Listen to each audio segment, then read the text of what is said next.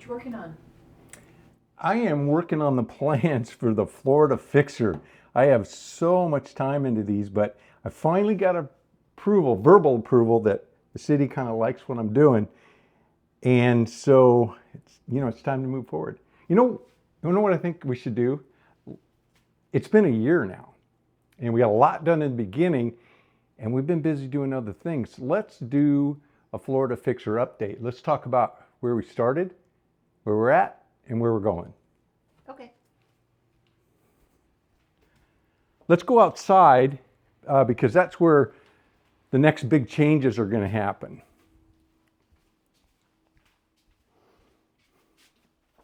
This is the original 1961 house, cinder block, really well built. Once I tore off a lot of the not so good remodeling, really good bones. We're going to make some big changes though. This carport here, this flat roof area, all the way over the front door and even over this bathroom that we added, that's all flat roof. This is all coming off. And then over here, the little one-car garage that I'm using as a shop, this goes down. So all of this goes away. And this is where I'm going to build a 1,200 foot, a 30 by 40 building. And the garage doors are going to be off that road over there. So from this side, the garage doors won't be on this side. We'll come in and park straight in. So there'll be a big 8-foot tall by 18 wide garage door. And then the door on the other side of it will be 12 feet wide. And right now I'm working on the heights. Probably going to be 10.6, but possibly a 12. Depends on my final height on the ceilings. And that is going to be connected to the house. But the way it's going to be connected is I was putting an 8-foot wide breezeway. So this little angle here will go away. In fact, this door is a new door that is an impact door. This door will be taken out and reused on the other side of the garage by the RV bay.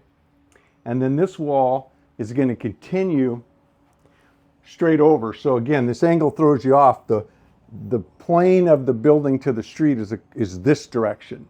So this wall will continue straight and it'll connect to the new garage. And then there'll be another wall 18 feet down. That's where this was going to be a breezeway, just 8 feet wide. But now it's going to be a bedroom here. And so 18 feet from that wall, there's going to be another wall and it'll connect to the garage. So that garage will be running this way, which will be parallel with the house.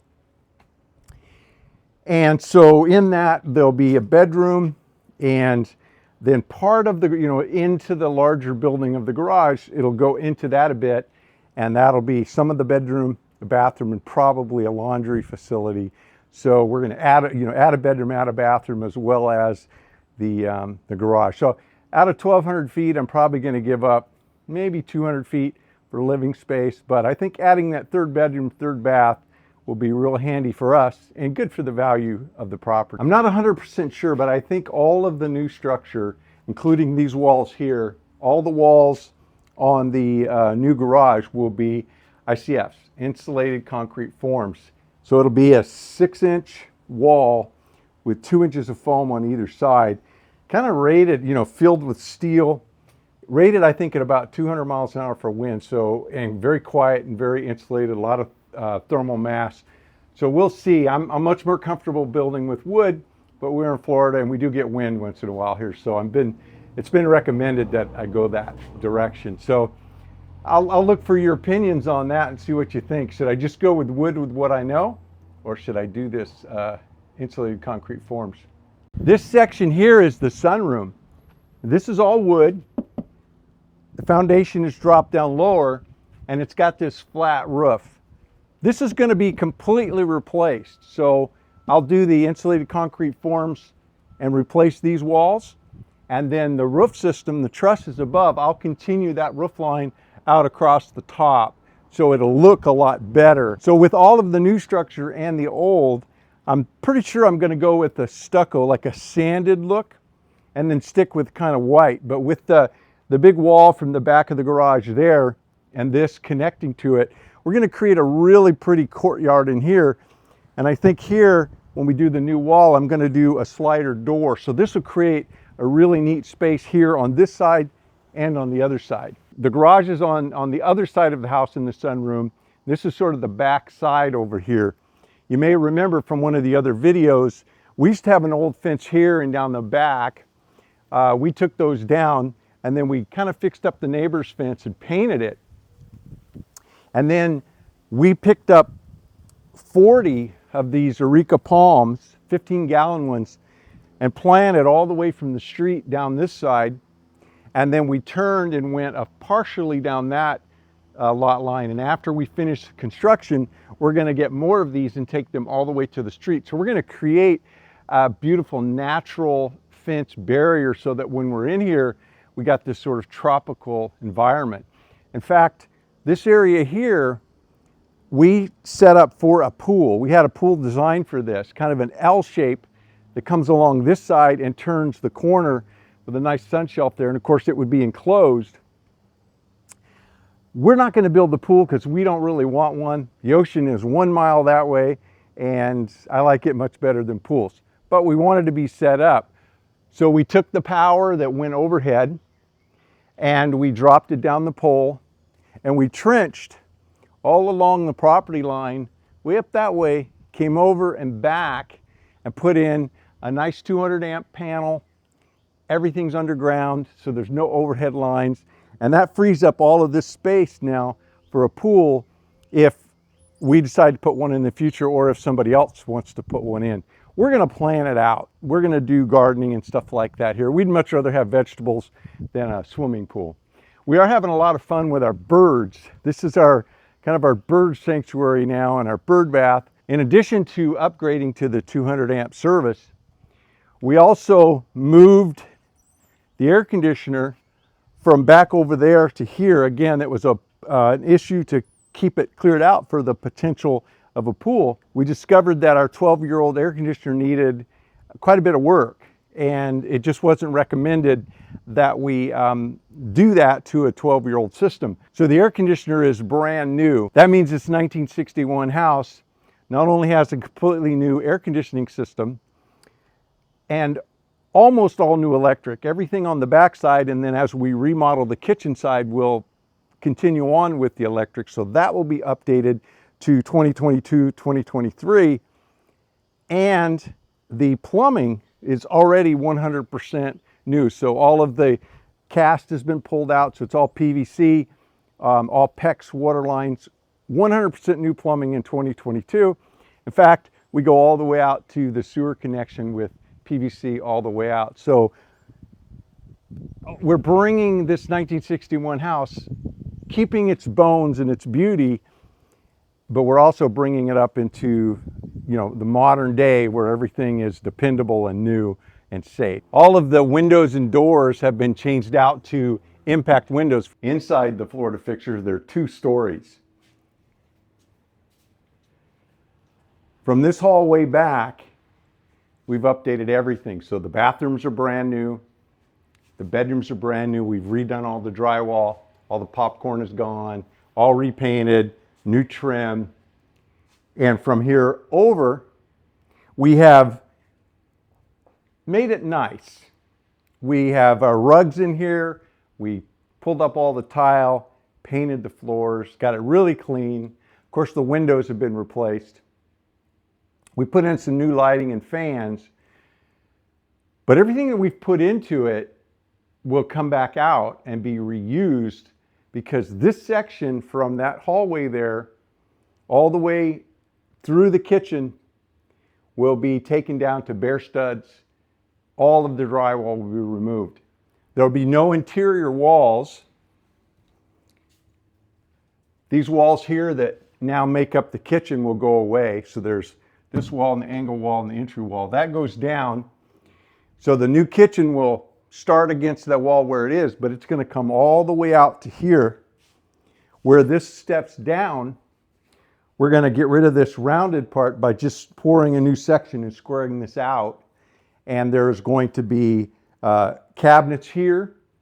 And so the nice thing about those, on this side, it'll be a working countertop at 36. And then on this side, it'll be a bar height at 44. We'll be able to put stools here. And there's still plenty of room for a dining table to go here. And that still leaves a lot of room for the living room itself.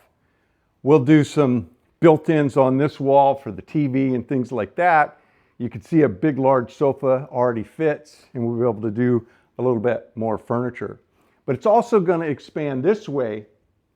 This is that sunroom where we're going to replace all the walls and replace the ceiling. The ceiling's going to go up to the height of this one and match. But we're also bringing the foundation up so that it matches up with the existing floor in the living room. And that's going to help this space. This is about, I think, 250 feet. It's still going to be a sunroom, but it's going to be more connected to the house, not having to step down. And along this side, we're going to have those Areca palms that are going to go all the way out to the street.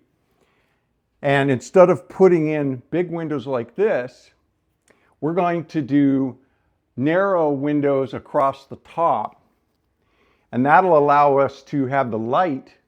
We'll be able to see the blue sky and the tops of the Arecas. It'll give us that tropical feel, and then we won't be looking right at our neighbors there. And then on this wall, that's where I mentioned from the outside that I'm going to put probably a 6-foot slider here. And there'll be a nice courtyard feel because it'll be partially tucked behind the garage. The back corner of the garage will match up with this wall, and there'll be about 8 feet of space. So this should be, I'm looking forward to planting this out and making this a comfortable space. Really, you know, we've got a pretty big lot. It's almost 10,000 feet and we're on a corner. So I think if we get this planted out right, this is going to be a really lush place to be. I'm still designing the interior in the kitchen. That's not a high priority because the garage comes first. We get that all done and we'll be able to start camping over there. In fact, we're going to pick up one of those little camper van RVs. So we're going to probably sleep in that and have a temporary cooking space out there. We'll have the new bathroom.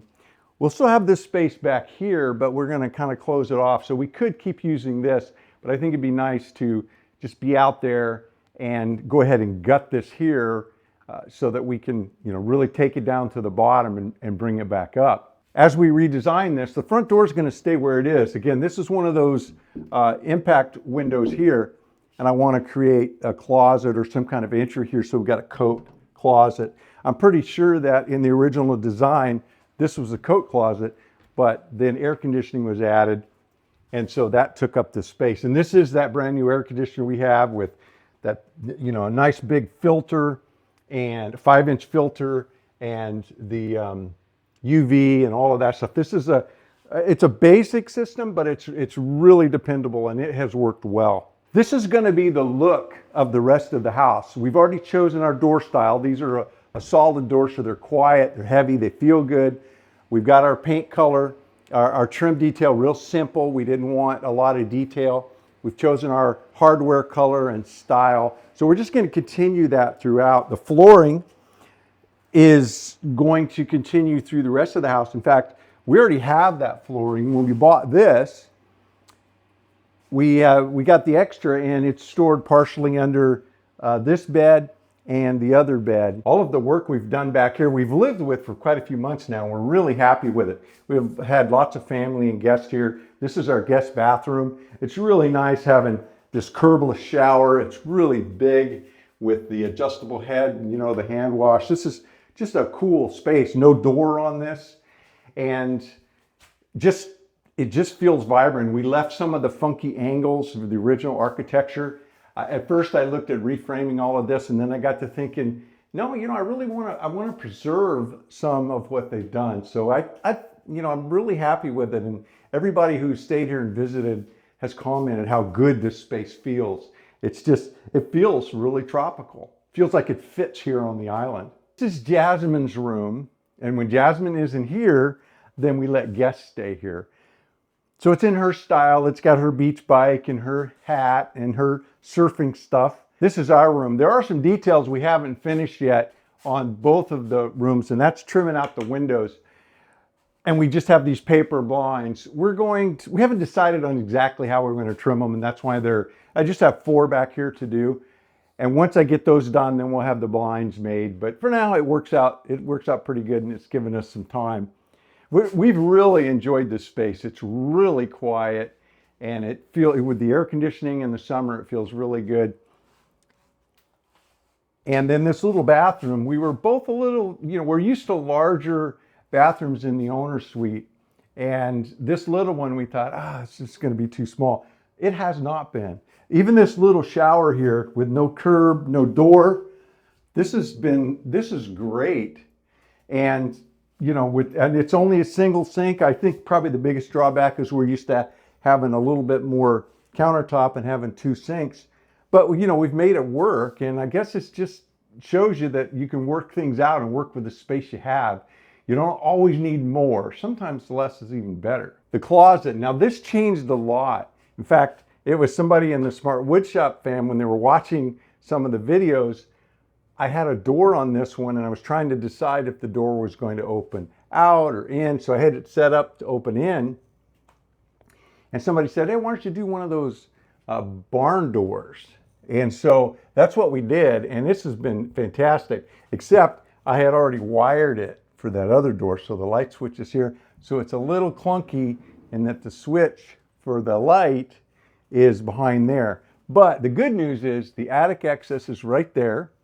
And this wire comes right down there. So when I have time, I'm going to pull that wire loose and pull it back down and put the switch, do a cut in right here. So it'll be an easy fix. I just have to get off my tush and get it done. But we've really enjoyed this. This is just a great use of space. This closet is another example of learning to live with smaller space. Looking back in history at the custom homes we've built for ourselves, our big walk-in closets have been massive. They've been as big or bigger than the bedrooms.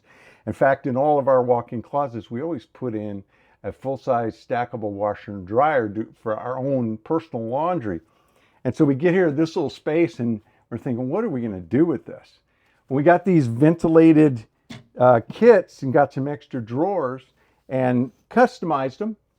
And we have not been short on space, and having to take our laundry down the hall to the washer and dryer, again, it's not been a big deal. The next step is finishing the plans. I need to finish drawing them, get them all detailed out, and then figure out if I need any engineering, and then get them into the city to get permits. Once I have the permits, then it'll be time to start the demo. And it'll be interesting because we're going to do that garage and make it in the new bathroom so that we can live there while we tear this apart. But the sunroom, I'm going to have to tear this off and do this at the same time I do the garage. So I'm going to have to relocate all of that storage there into this space and then frame this wall in temporarily so that we can tear all of that off, redo the foundation, and rebuild it. And then we can open this up and have all of this space then ready to remodel once we move into that. If you'd like me to make a video of me on the computer walking through the plan, detailing it out, showing you how you use SketchUp to model an entire house, then let me know in the comments down below. And if you want to follow along with all that we've done in the Florida Fixers so far, there's like 50 videos on that playlist. I'll put it right here. Mahalo for hanging out with me in the Smart Woodshop.